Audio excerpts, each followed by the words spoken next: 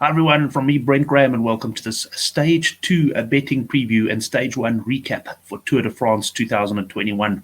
It's brought to you by goodforthegame.co.za. You can log on to Good for the Game and have a look at all of our betting previews there, including, of course, Euro 2020 and the upcoming Lions Tour.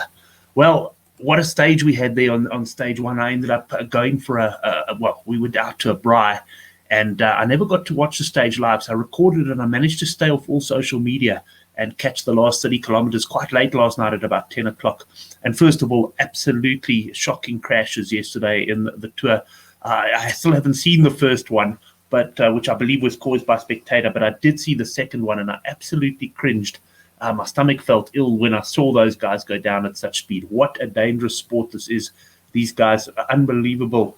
The risks they put themselves at. But what a stage we had. Julian Alaphilippe's team controlling things at the bottom of the final climb, and then just as planned, he attacked, and no one could go with him. Wout van Aert tried, but he just wasn't strong enough, and at some stage, Mathieu van der Poel, my bet for the stage, tried to come across without joy. In fact, the only two guys who looked like they could come anywhere close to him was Primož Roglic and Tadej Pogačar, but they cancelled each other out very much there. So Alaphilippe winning there in the end, a very impressive 8-second win in the end over Michael Matthews, who came up for second. I was impressed by Matthews. I thought he might struggle on the climb a bit yesterday. So he did pretty well. It's a pity for him, perhaps, that the start of today's climb is even harder. Primož Roglic, impressive as always, sprinting there for third place, and a good performance as well by Jack Haig. Wilco Kelderman in fifth, and Tadej Pogačar, who looked pretty good early on. I wasn't that impressed with his sprint. But, he certainly looks like he's got some good legs. And David Gaudu, another man who I think is going to try today with a late attack. He was finishing there in seventh place. Right, let's have a look at the overall betting quickly. Just to tell you, not a lot of change there. We've got Primož Roglic 15-10, Pogačar 16-10, Thomas still third favourite at 11-2. Carapaz a bit disappointing yesterday. I thought he lost a few seconds. He's at 17-2. Alaphilippe in at 10-1. Hey, the bookmakers love to get people to back Alaphilippe. I still don't see him winning this, but he is in cracking form, no doubt about it. Very sad to see the likes of Richie Porte losing time yesterday, and there were a number of other riders. Lopez lost nearly 2 minutes. With those crashes, unfortunately, that part of the Tour de France, everyone's so tense and stressed in those opening stages. But just disappointing that we lost that, and certainly Ineos lost maybe a couple of their cards to play with Port and also Gegenhardt going out there. But that's the outright betting, not a lot of change. We'll skim through some of the other markets quickly. The points classification, Caleb Ewan showed yesterday by coming top of the sprinters in the intermediate sprint. He very much is targeting this. He's now firm 15-10 favourite ahead of Peter Sagan 5-2. DeMar 3-1. Michael Matthews, he shortened into 6-1. My pre-tour pick, Sonny Colbrelli, I had him at 7-1. Yeah, he tried yesterday. But he didn't have the legs to score in the final, and he wasn't quick enough on the intermediate sprint. And I don't think this is going to be Sonny Colbrelli's here for green. I'm going to have a look for some other interests in that market. King of the Mountains, obviously nothing much has changed there. We've still got the outright favourites, Pogačar and Roglic, at the top of the betting boards there. Let's just have a quick look at the team classification. I find this quite interesting. Movistar, of course, one of the few teams that actually go for this quite often. And that's why they're always at the top of the betting boards. They're 15-10. But they had a bad day yesterday, and they lost one of their leaders, Marc Soler. He's actually out of the Tour with fractures in both arms. Can you believe the guy still finished the stage? I have to say I'm very, very impressed with that indeed. But he's out, and I think Movistar could be worth opposing. I'm just not sure who to oppose them with. I actually like to look at Bahrain Merida prior to the Tour, and they were a much bigger price. I think they're about 15-1. They've come in quite a bit. But certainly many of these teams decimated. I'm sure there could be some value in opposing Movistar. Unfortunately, I'm just not 100% sure exactly how we go about getting that. If you have any comments on the Tour, or if you want to predict who's going to win today's stage, let us know in the comments section of this video. Let's get on to stage 2, because it's not dissimilar to stage 1 in that it ends in quite a steep climb. The Mur de Bretagne, we've ridden this a couple of times before. Very, very tough, particularly the first kilometre, which averages about 10%. Overall, we're looking at 2 kilometres at 6.9%. What sort of a start are we going to get? Well, I think it's going to be similar to yesterday, where we had quite a hectic start. Because of the nature of the stage, it's not your typical flat stage. You're going to have the teams, the regular teams looking to get in. But yeah, you're going to have a few guys also targeting the King of the Mountains jersey, because if you get the jersey today, you're quite likely to carry it through and get quite a bit of exposure for the next few days.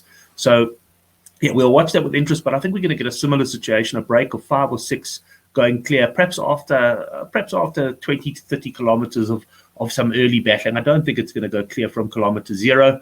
And then we'll have the intermediate sprint. There's bound to be some points left to sprint for there. Expect the likes of Caleb Ewan to take that one. Then what happens from there? Obviously, the break is going to go. Will they be kept on a tight leash? Well, it all comes down to which teams are prepared to do the work to bring them back. You've got to think that Julian Alaphilippe, based on his form yesterday, he wants to win another stage. But let's not forget that he's also in the yellow jersey, and protecting that is also important. And in fact, if a break gets away where none of the riders are in contention, it wouldn't be the worst thing in the world for Alaphilippe were those riders to take all the bonus seconds and that at the end, and maybe take some of the sting out of the finish. At the end of the day, this guy's a winner, and I've got no doubt he'll put his team on the front, look to control the break, and ultimately hit the bottom of that final climb. Dries Devenant's on the front, pushing hard, and he's going to try and use exactly the same tactics as yesterday. So yeah, I do think we're going to get the break caught, and we're going to come to the bottom of the final climb together. The question then is who can go with Alaphilippe. Mathieu van der Poel, by his own admission, didn't have the legs yesterday. He's a great athlete. He could come back. But for me, the only two that can potentially go with Alaphilippe are probably Rogic and Pogacar, based on what I saw yesterday. And let's have a look now at the betting at World Sports Betting. And just to mention, one of the reasons I'm focusing on World Sports Betting is their money back special for second place. I thought I would take advantage of it yesterday with Van der Poel, but of course he didn't actually run into the top 2, so there was no money back for me yesterday. 3 units down the tube. But if your selection does run second, and I think, for example, if you're taking the 2-1 Alaphilippe today, that's certainly not a bad strategy. So that is what I'm doing. Let's have a look at the betting. We do have Alaphilippe, understandably, a 2-1 favorite.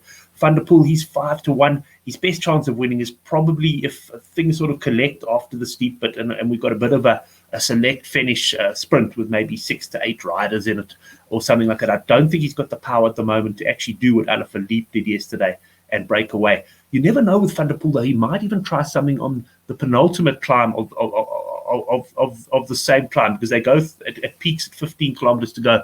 And he's just the sort of guy who might say, hey, I'm throwing caution to the wind, and I'm actually going to go for it on that penultimate climb. Primož Roglic, 13-2. He's got to be a runner, because he certainly showed yesterday he's got the legs, and we know he's got the sprint finish. Michael Matthews, the climb might be a little bit tough for him. Tadej Pogacar, well, I'm really torn between him and Rogic as to which one would be most likely to beat Alaphilippe. I'd have to say that on the basis of that final sprint, Rogic is rightfully ahead of him in the betting. Wout van Aert, will he be on Rogic duty today? I'm not too sure. If he's there at the end, also similar to Van der Poel in a selected bunch sprint, he must have quite a good chance. And Michael Woods, well, we don't know what his condition is after the crash, but he's 20-1. I was very impressed with Pierre Latour at 22-1. You can expect a late attack from him, possibly from Dan Martin as well, priced at 28-1. Valverde lost big time. Will he be involved in the finish today? 33-1. And going down there, the other guy that catches the eye perhaps is 33-1, David Gaudu. I do expect perhaps a late attack from him. Let me sum up my bets for you, though. My main bet is going to be 3 units on Alaphilippe at 2-1 at World Sports Betting. This, of course, coming with the money back for second insurance. Let's hope we don't need it, and the world champion rides to another brilliant win. And my next bet, I've eventually sided with Roglic at 13-2 as my second bet. I just think there is a chance that Roglic and Alaphilippe are able to get clear, or Roglic is able to beat a small group in a select sprint. So that's Roglic at 13-2, a bit of a cover, but my main bet, Alaphilippe at 2-1. Well, looking forward to the stage. It should be a good one today. I should be able to watch uninterrupted and really get to relax and enjoy it.